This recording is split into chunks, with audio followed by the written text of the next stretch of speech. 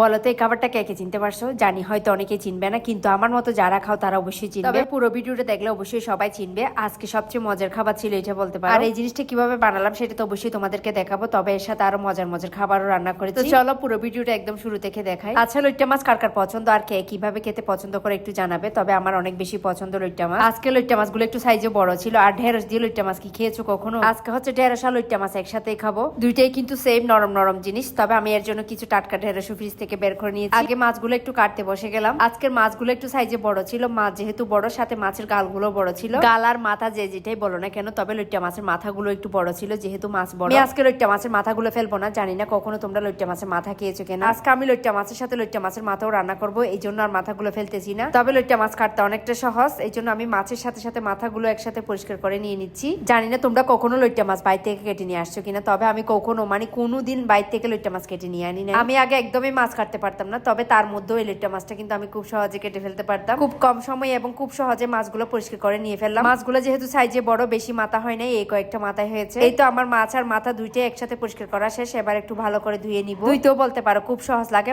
এইভাবে লবণ দিয়ে কয়েকবার ধুয়ে নিলে হয়ে গেল। আর এই তো আমিও বেশ কয়েকবার লবণ দিয়ে এভাবে ধুয়ে নিলাম। মোটামুটি আমার ধোয়াটাও শেষ। এর সাথে লইট্টা মাছের গালগুলো আমি একটু ভালো করে ধুয়ে নিলাম। তো যাই হোক, মোটামুটি এদিকে আমার ধোয়া শেষ। এবার চলে যাব রান্না করার জন্য। কয়েক রকমের আইটেম তো বানাবো, তবে আগে মাছগুলো একটু রেডি করে ফেলি, রান্না করে ফেলি। জানি না তোমরা কিভাবে লইট্টা মাছ রান্না করো, আমরা কিন্তু কাঁচামরিচ দিয়ে রান্না করি। অল্প কাঁচামরিচ এখানে ব্লান্ডার করে দিয়ে দিয়েছি। গোটা গোটা মাঝখানে ফাঁকা করে দেওয়া যায়, কিন্তু আমার এভাবে দিলে তরকারিটা একটু ঘন লাগে আর। যাই হোক, মশলাটা একটু কষাতে কষাতে এদিকে আমি লইট্টা মাছের গালটাও একটু রেডি করে ফেললাম। হালকা করে লবণ মশলা হলুদ দিয়ে মেখে রেখে দিলাম। এদিকে মশলাটা কষানো হয়ে গেলে এর উপরে 2 এলাকা লইট্টা মাছগুলো দিয়ে দিলাম। লইট্টা মাছ না এভাবে বেশি নাড়লে ভেঙে যায়, আমি একটু তাড়াতাড়ি নেড়ে দিচ্ছি যেহেতু এখন আগুনের তাপ লাগে না। এরপর আমি কিন্তু আর লইট্টা মাছ নাড়বো না, তবে এখানে আর কোনো ঝোল এড করবো না। দুই পাশে এভাবে পাতিলটা ধরে নেড়ে নেড়ে কিন্তু আমি পুরো লইট্টা মাছটা রান্না করেছি। যাই হোক, এদিকে কিন্তু মোটামুটি লইট্টা মাছ রান্না কমপ্লিট। এরপর চলে আসলাম ঢেঁড়স রান্না করার জন্য। আজকে কিন্তু 2 রকম ভাবে আমি ঢেঁড়স রান্না করতেছি। এইভাবে ঢেঁড়স ভাজি করলে আমার মেয়ে খায়, ও আবার সিদ্ধটা পছন্দ করে। সিদ্ধ অন্যান্য সবজি পছন্দ করে, ঢেঁড়সটা পছন্দ করে না, তো আমার জন্য অল্প সিদ্ধ করে নিয়েছি। এবার সব শেষে আসলাম এই যে মজাদার খাবারটা রেডি করার জন্য। আমি যে গালগুলো লবণ হলুদ মশলা মেখে রেখেছি, এবার এগুলো একটু আগুনে তাপ দিয়ে নিব,